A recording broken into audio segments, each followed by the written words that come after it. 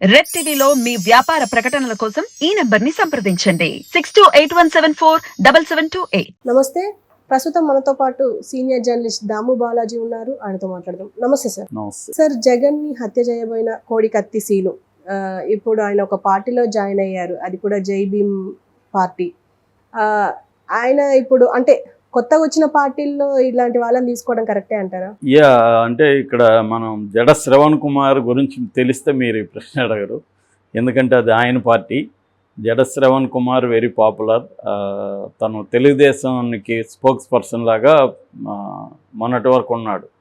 అంటే కొన్ని తెలుగుదేశానికి సంబంధించిన ఛానల్స్లో దాదాపు ఎప్పుడు చూసినా ఆయన జడ శ్రవణ్ కుమార్ ఉంటాడు. ఏ ప్యానల్ డిస్కషన్ అయినా జడ శ్రవణ్ కుమార్ లేకుండా జరిగేది కాదు. ఎందుకంటే గతంలో ఆయన మ్యాజిస్ట్రేట్కి పనిచేశాడు, తర్వాత ఇప్పుడు ప్రాక్టీసింగ్ లాయరు. సో ఆయన ఒక పార్టీ పెట్టాడు, అది జై భీమ్రావ్ భారత్ పార్టీ. సో ఆ పార్టీ తరఫున ఆయన ఇప్పుడు ఇది చేస్తున్నాడు. సడన్గా ఆయన మరి ఏమైందో కానీ తెలుగుదేశానికి యాంటీగా మారిపోయాడు గత కొన్ని రోజుల నుంచి. అట్లనేమి జగన్కి అనుకూలంగా లేడు, కానీ తెలుగుదేశానికి యాంటీగా ఇటు లోకేష్ని, చంద్రబాబుని అందరినీ కూడా విమర్శిస్తూ గట్టిగా ఉన్నాడు. ఆయన ఏంటంటే చాలా స్ట్రాంగ్గా మాట్లాడే క్యాండిడేటు. ఎక్కడ నీళ్లు నమ్ములతో అలా ఉండదు, చాలా స్పష్టంగా గట్టిగా మాట్లాడతాడు. ఒకప్పుడు ఆయన జగన్తోనే ఉన్నాడు, తర్వాత తెలుగుదేశంకి వచ్చాడు, మళ్ళీ వెళ్ళిపోయాడు. ఇప్పుడైతే ఆయన పార్టీ పెట్టాడు కాబట్టి అది కొత్తగా అనే పార్టీ ఏం కాదు. అతనికి ఒక ప్లాన్ ఉంది, ఆ ప్లాన్ ప్రకారం వెళ్తున్నాడు. ఆయన ఇదేమి ఫస్ట్ టైం కాదు, ఆల్రెడీ దస్తగిరిని కూడా ఆయన చేర్చుకున్నాడు పార్టీలో. అక్కడ కూడా జగన్కి పోటీగా దస్తగిరిని నిలబెడుతున్నాడు. ఇక్కడేమో వైసీపీకి పోటీగా అమలాపురంలో ఈ జన్పల్లి శ్రీనివాస్ అలియాస్ కోడికత్తి సీన్ అని ఇప్పుడు పేరు పెట్టారు అతనికి. సో ఆ కోడికత్తి సీనుని అమలాపురం నుంచి తన పార్టీ తరఫున పోటీ చేయిస్తున్నాడు. SC reserved. ఈ అబ్బాయి కూడా దళితుడు కాబట్టి అక్కడి నుంచి పోటీ చేస్తున్నారు. సో జడ శ్రవణ్ కుమార్ ఉద్దేశం ఏమై ఉండొచ్చు అనేది అసలు ఉద్దేశం అయితే మనకు తెలియదు. కానీ మామూలుగా తను ఇలాగా జగన్కి యాంటీగా ఉండి కొంత పాపులర్గా ఉన్న వాళ్ళని పెట్టడం వెనక తెలుగుదేశం ఏమన్నా సపోర్ట్ చేస్తుందా, అది తెలియకుండా ఉండడం కోసమే ఆయన తెలుగుదేశానికి యాంటీగా మాట్లాడుతున్నాడా అన్న అభిప్రాయాలు కూడా ఉన్నాయి. ఎందుకంటే మొన్నటి వరకు స్ట్రాంగ్ తెలుగుదేశంలో ఉండి సడన్గా తెలుగుదేశానికి యాంటీగా ఎందుకు మాట్లాడుతున్నాడు అనే దానికి ఏమీ లాజిక్ లేదు. ఆయన ఏమి ఎక్స్ప్లెయిన్ కూడా చేయలేదు. మొన్నటి వరకు చాలా స్ట్రాంగ్గా తెలుగుదేశం వైపు ఉండి, ఏ స్థాయి అంటే వివేకానంద రెడ్డి కేసులో హైకోర్టు జడ్జి మీద కూడా ఆయన కామెంట్స్ చేసిన సందర్భాలు ఉన్నాయి.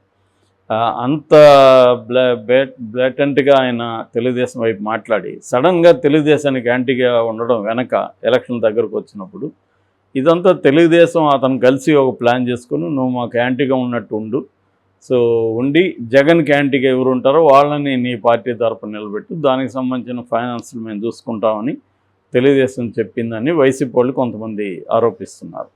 అందులో ఎంత నిజం ఉందనేది తెలియదు, కానీ ఆయన వెళ్తున్న రూట్ అయితే అలాగే ఉంది. అంటే జగన్కి ఎవరైతే ఇబ్బంది పెడతారో వాళ్ళేమి గెలుస్తారని ఇంకోటి కాదు. దీనివల్ల ఏమవుతుందంటే ఒక చర్చ జరుగుతుంది మీడియాలో. ఇప్పుడు లేకపోతే ఇప్పుడు ఈ కేసు ఆ అబ్బాయికి బెయిల్ వచ్చేసింది, 5 ఏళ్ళు జైల్లో ఉన్నాడు, అబ్బాయికి బెయిల్ వచ్చేసింది. అబ్బాయి సైలెంట్గా ఉంటే జగన్ ఆ కేసుని బయటికి రాలేదు. 2 కేసులు మనకి ఇంపార్టెంట్. 2019లో జగన్ 2 కేసులను బాగా వాడుకున్నాడు. ఒకటి వివేకానంద రెడ్డి హత్య కేసు, రెండోది తన మీద హత్యాయత్నం కేసు. ఈ 2 కూడా జగన్కి ఉపయోగపడ్డాయి. ఇప్పుడు ఆ రెండింటిని తెలుగుదేశం ఉపయోగించుకోవడానికి ట్రై చేస్తుంది. సో ఈయన అదే పనిలో ఉన్నాడు. సో ఈయన ఎవరికి ఉపయోగపడుతున్నాడు?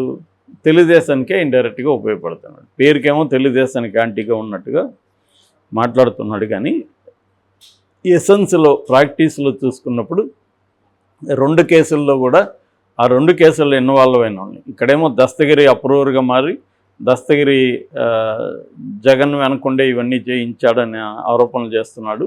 సో వివేకానంద రెడ్డి హత్య విషయంలో జగనే చేయించాడు అన్న నెరేటివ్ని తీసుకురావడానికి ఇటు సునీతారెడ్డి రంగంలోకి దిగింది, ఇటు షర్మిల రంగంలోకి దిగింది, ఇటు దస్తగిరి రంగంలోకి దిగాడు. దస్తగిరికి ఇతను డైరెక్ట్గా సపోర్ట్ చేస్తున్నాడు. సో తెలుగుదేశం మీడియా విపరీతమైన హైప్ ఇస్తుంది. ఇవన్నీ చూస్తున్నప్పుడు ఈ జడ శ్రవణ్ కుమార్ కూడా యాంటీ జగన్ క్యాంపు అంటే ప్రో ఈ కూటమికి కనిపిస్తుంది ప్రాక్టీస్లో. అంటే ఆయన చేసే పని ఉపయోగం అయితే వీళ్ళకే కనబడుతుంది. అది మొన్నేమో దస్తగిరిని చేర్చుకున్నాడు, ఇప్పుడేమో ఈ అబ్బాయిని చేరాడు. ఈ అబ్బాయిని అనకాపల్లి నుంచి, ఎందుకంటే నిలబెట్టడం వల్ల ఏమవుతుందంటే దాని చుట్టూ పబ్లిసిటీ జరుగుతుంది. వాళ్ళకి ఓట్లు ఎన్ని వస్తాయనేది పక్కన పెడితే, ఇప్పుడు మనం బర్రెలెక్కని చూసాం కదా, అమ్మాయి ఎమ్మెల్యేగా నిలబడకపోతే అసలు ఎవరు పట్టించుకునేవాళ్ళు కాదు. అక్కడ కొల్లాపూర్లో ఎమ్మెల్యేగా నిలబడడం వల్ల మొత్తం స్టేట్ వైడు లేదా తెలుగు వాళ్ళు ఎక్కడ ఉంటే అక్కడ మొత్తం హైప్ క్రియేట్ అయింది.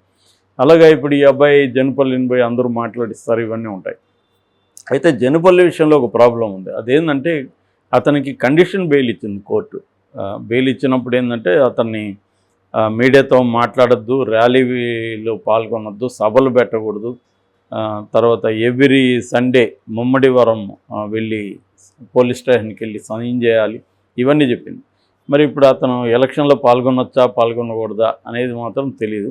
ఎందుకంటే పాల్గొంటే అతను మరి సభల్లో ఇది చేయాలి. జగన్ ఈ కేసుకి రిలవెంట్ కదా మాట్లాడాలి. నాకు అన్యాయం జరిగిందని చెప్తున్నాడు. ఇది చెప్పకుండా ఏం మాట్లాడతాడు అతను? సో మరి ర్యాలీలో పాల్గొనకూడదు, సభల్లో పాల్గొనకూడదు, మీడియాతో మాట్లాడతాడు అతను, తప్పదు. సో మరి ఇవన్నీ ఆయనకి కూడా తెలిసి, ఇవన్నీ ఎవరు ఆయన జడ్జిగా ఉన్నాడు, అడ్వకేట్ తెలియదని కాదు, ఏదైతే అది కూడా హైపే కదా అన్నట్టుగా ఆయన ప్లాన్ చేస్తున్నట్టుగా ఉన్నాడు. ఏదైనా పబ్లిసిటీ కదా. సో ఒకవేళ కాంట్రవర్సీ అయ్యి జడ్జి రేపు చేశాడనుకో, అది కూడా పబ్లిసిటీ అవుతుంది. కాబట్టి ముందే మనం కోర్టు అలో చేయదేమో అనుకొని ఎందుకు ఆగాలి? చేయకపోతే ఎట్లాగా ఆయనకి తెలుసు కోర్టులో అది ప్రొసీజర్ లేట్ అవుతూ ఉంది, ఈ లోపల ఎలక్షన్లు కూడా అయిపోతాయి. కాబట్టి ఆయన ప్లాన్లో ఉన్నట్టుగా ఉన్నాడు. ఇక్కడేమో దస్తగిరి విషయంలో ఏమో రెండు రకాల ప్రయోజనాలు ఉన్నాయి. ఒకటి మన అవినాష్ రెడ్డిని బెయిల్ క్యాన్సిల్ చేయించాలనేది వాళ్ళ ప్రధాన టార్గెట్.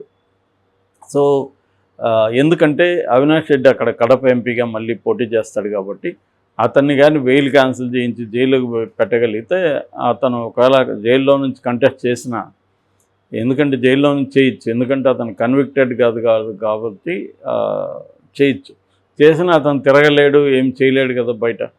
ఆ మేరకి మన వైపు సక్సెస్ అవ్వచ్చు అన్న ఒక ప్లాన్ చేస్తున్నారు. ఎందుకంటే జగన్ ఇటు కుప్పం, మంగళగిరి, ఇటు పవన్ కళ్యాణ్ ఎక్కడ నిలబెడితే అక్కడ వీటి మీద ఫోకస్ చేస్తున్నాడు కాబట్టి చంద్రబాబు కూడా కడప జిల్లా మీద ఫోకస్ చేస్తున్నాడు. పులివెందులు కావచ్చు, కడప కావచ్చు, వాటి మీద ఫోకస్ చేసి అక్కడ జగన్ని దెబ్బ కొట్టాలన్న ఆలోచన చేస్తున్నాడు. అందులో భాగంగానే ఇలాంటి క్యారెక్టర్లు రంగంలోకి దిగుతున్నాయి. నిజానికి ఈ అబ్బాయి పోటీ చేయడంలో తప్పు లేదు, కానీ జగన్కి నిజానికి అతను ఒకప్పుడు ఏం చెప్పాడు, జగన్ కోసమే నేను అటెంప్ట్ చేశానని చెప్పాడు. ఎందుకు జగన్ మీద అటెంప్ట్ చేస్తే జగన్కి సింపతి వస్తుంది, అది హెల్ప్ అవుతుంది అని నేను చేశాను, అందుకనే ఆ కోడి కత్తిని కూడా 3-4 సార్లు స్టెరిలైజ్ చేశాను గాయం తగలకుండా, అందుకే భుజం మీదనే ఇది చేశానని చెప్తున్నాడు. కానీ ఎన్ఐఏ నేషనల్ ఇన్వెస్టిగేటింగ్ ఏజెన్సీ క్లియర్గా ఏం చెప్తుందంటే ఇతను హత్య చేయాలనే ఉద్దేశంతోనే అటాక్ చేశాడనేది వాళ్ళు ఛార్జ్షీట్లో కానీ అన్నీ చెప్తున్నారు. కాకపోతే ఏంటంటే మన దేశంలో ఉండే విధంగా త్వరగా ఈ కేసు కానీ క్లియర్ అయ్యింటే ఈ అబ్బాయికి శిక్ష పడి ఉంటే జైల్లో ఉండేవాడు, లేకపోతే తెలిసేది. కానీ 5 ఏళ్ళు అయిపోయింది, ఇప్పుడు ఆ అబ్బాయి అన్యాయం జరిగిందనేది అందరూ ఫీల్ అవుతున్నారు. నిజానికి అతను సీరియస్ క్రైమే కదా, అది అటెంప్ట్ మర్డర్ అనేది వెరీ సీరియస్ క్రైము. మరి అంత సీరియస్ క్రైమ్ చేసిన అబ్బాయి మీద ఎందుకు చేయాల్సి వచ్చిందంటే 2 కారణాలు. ఒకటి న్యాయ వ్యవస్థ, రెండోది జగన్ కానీ ముందే కానీ వెళ్ళి తన వాంగ్మూలం ఏదో చెప్పేసి ఉంటే ట్రయల్కి వెళ్ళింది కేసు. ట్రయల్లో అతని దోషాన్ని నిర్దోషి తెలిసింది, ఎందుకంటే అక్కడ కెమెరాలు ఉన్నాయి, అన్నీ ఉన్నాయి, ఖచ్చితంగా అతనికైతే శిక్ష పడే అవకాశమే ఉంది.